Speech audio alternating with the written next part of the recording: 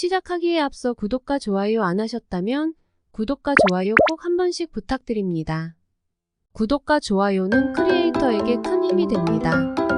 제게 큰 힘을 주셔서 감사드리며 바로 시작합니다. 토트넘 팬들이 드디어 영입된 10번 롤 선수로 인해 크게 기뻐하고 있어 화제입니다. 그것도 제대로 된 선수인데요. 에릭센급의 선수가 왔기 때문에 이전의 에릭센급의 활약을 기대하고 있습니다. 이러면 손흥민이 지난 시즌 메짤라의 역할로 많이 내려와서 풀어나가던 모습도 이젠 보지 않을 것 같아 더 기대가 되는 상황인데요. 자세한 내용 살펴보겠습니다. 토트넘은 29일 공식 홈페이지를 통해 레스터시티 에이스로 활약했던 제임스 매디슨의 영입을 발표했습니다. 계약 기간은 2028년까지로 5년 장기 계약입니다. 매디슨은 올 여름 토트넘의 2호 영입생이 됐습니다. 안제 포스테코글루 신임 토트넘 감독 체제의 퍼즐이 맞춰지고 있습니다.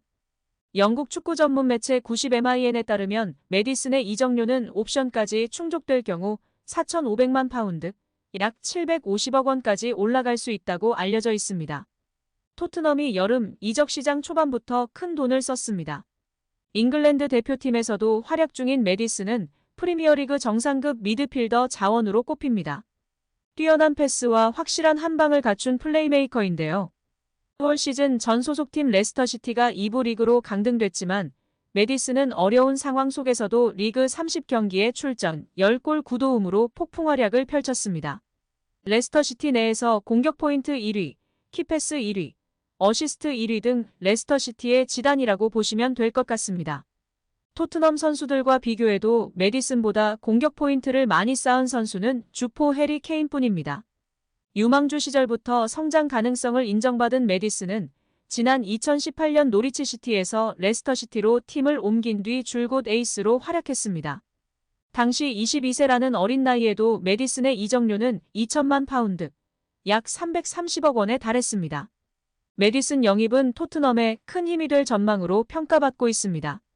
무엇보다 지난 2020년 크리스티안 에릭센이 떠난 이후 찾지 못했던 특급 플레이메이커를 영입했다는 점에서 플러스 요인이 많습니다. 그간 토트넘은 뚜렷한 해결책이 없어 최전방 공격수 케인이 하프라인까지 내려오며 경기를 풀어가려는 모습이 보였습니다. 이에 상대팀들은 케인만 꽁꽁 묶어서 패스가 주포 손흥민에게 오지 않게만 하면 되는 쉬운 상대였습니다. 케인이 막히면 미들진에서 풀어야 하는데 풀 수 있는 선수가 없었습니다. 비수마, 호비, 벤탄쿠르 등 미드필더진이 모두 전천후형, 수미형 미드필더였기 때문입니다. 패스를 풀어주고 드리블해주고 그런 선수가 없다 보니 연결이 안 되었고 케인이 밑으로 내려와서 풀거나 손흥민 선수도 밑에서 풀고 있으니 공격이 답답하고 시원한 모습이 나오질 않았던 것입니다. 여기에 수비진에서 카운터 패스를 간혹 날려줘서 손흥민 선수가 받아 처리해줬지만 이마저도 안 될 때에는 정말 답이 없었습니다. 라인 브레이킹이 강점인 손흥민 선수를 향한 마지막 키패스 하나가 제대로 나오질 못하는 토트넘이었습니다. 지난 시즌 10골을 기록한 매디슨은 프리미어리그에서 가장 창의적인 미드필더로 꼽히고 있습니다. 잉글랜드 국가대표인 매디슨이 토트넘에 합류한다면 손흥민의 공격력에도 훨씬 도움이 될 수 있다는 평가가 주를 이루고 있는 상황입니다. 매디슨은 넓은 시야와 정확한 패스를 활용하는 창의적인 플레이메이커로 평가받고 있고 여기에 드리블 실력과 날카로운 킥까지 장점으로 꼽히는 촉망받는 선수입니다. 결국 매디슨이 가세하여 공격진에게 완벽한 키패스를 넣어주는 선수를 얻은 것입니다. 다만 매디슨은 높은 위치에서 플레이하는 것을 선호하고 밑으로 내려와서 풀어주는 딥라인 플레이메이커 유형은 아닙니다. 전진형 플레이메이커인데요. 이에 다른 중원인 비수마, 벤탄쿠르, 호비가 풀어주면서 매디슨에게 전달이 되어야 하는데 이 역할을 잘하는 선수들이 아니라 영입이 필요할 것 같습니다. 이번에 영입된 골키퍼 비카리오도 발밑이 좋고 링크가 되고 있는 중앙 수비진들도 발밑이 좋은 선수들이기 때문에 지난 시즌처럼 답답한 모습을 안 보여주지 않을까 기대감이 생기고 있습니다.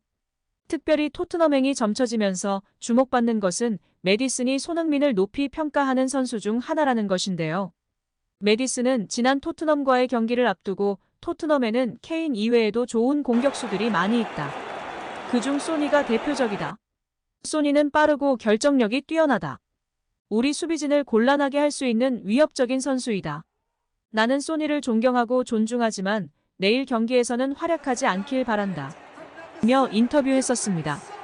영국 매체 풋볼 런던은 드디어 토트넘에 새로운 10번 유형의 선수가 올 것 같다. 그는 레스터시티의 메디슨이다. 이번에 토트넘이 그를 영입한다면 토트넘은 더욱 창의적인 공격이 가능할 것이다. 해리 케인, 손흥민을 향한 놀라운 지원이 예상되고 기대되는 상황이다. 라며 보도했습니다. 손흥민 선수가 탈트넘하는 것이 가장 좋은데요. 혹여라도 남게 되면 메디슨이 지원해주면서 멋진 모습을 보여줬으면 좋겠습니다. 한편 토트넘의 소식을 전문적으로 다루는 매체 스퍼스웹은 26일 호세 엘리케 산체스가 자신의 SNS에 사우디 행을 거부한 손흥민의 행동을 존경한다고 했다고 보도했습니다. 올해 37세의 호세 엘리케는 스페인 출신의 강력한 레프트백이었습니다. 2004년 레반테에서 데뷔, 발렌시아와 비아레알을 거친 그는 2007년 뉴캐슬에서 맹활약했습니다. 결국 2011년 리버풀로 이적한 그는 강력한 몸싸움과 스피드로 센세이션을 일으켰습니다. 그는 은퇴 이후 뇌종양 판정을 받았지만 결국 불굴의 의지로 완치됐습니다. 이후 축구 전문가 및 평론자가 활약하고 있는데요. 그는 자신의 SNS에 나는 사우디행을 선택한 선수들의 결정도 존중하지만 여기 있는 손흥민을 존경한다고 했습니다. 스퍼스웹 역시 사우디 리그의 엄청난 오퍼를 거절하는 것은 정말 어려운 리그다. 하지만 최고 수준의 리그에서 자신의 클래스를 최선을 다해 유지하는 게 돈보다 더 중요하다고 이야기했습니다. 최근 사우디 컨소시엄이 유럽 축구를 강타하고 있는데요. 사우디 컨소시엄은 뉴캐슬 유나이티드를 소유한 공공투자기금의 컨소시엄이 알 나스르, 알 알리, 알 힐랄, 알 이티하드 등 4개 명문 클럽을 소유한 현상입니다. 이미 알 나스르는 크리스티아노 호날두를 영입했고 알 이티하드는 벤제마와 캉테를 영입했다. 얼마 전에는 26세의 황희찬 선수의 동료였던 주앙 네베스 선수도 사우디로 향했습니다. 현재는 28세의 맨시티 실바 선수도 링크가 나고 있습니다. 선수 생활 막바지의 슈퍼스타들을 뿐 아니라 무차별적으로 영입하고 있는 양상입니다. 다음 시즌 제1타깃은 손흥민입니다. 내년 여름 사우디 클럽들의 영입 표적이다. 이미 여러 차례 현지 매체들은 이렇게 보도했습니다. 알 이티하드가 손흥민을 원하고 있고 구체적 조건도 나왔습니다. 이적료는 6천만 유로 약 838억 원, 계약기간 4년에 3천만 유로, 한화로 419억 원의 연봉입니다. 하지만 손흥민은 확고한데요. 영국 BBC는 손흥민이 사우디행을 확실히 거부했다. 돈을 그리 중요하지 않다. 프리미어리그에서 아직 끝나지 않은 일이 있다. 최고의 리그에서 내 수준을 계속 유지하는 자부심이 중요하다고 했습니다.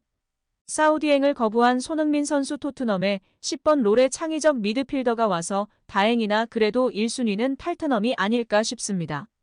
오늘 영상은 여기까지입니다. 우리 구독자분들의 생각은 어떠신지 궁금합니다. 댓글로 의견을 남겨주시면 감사하겠습니다. 끝까지 시청해주셔서 감사드리며 다음에도 더 좋은 영상으로 찾아뵙도록 하겠습니다.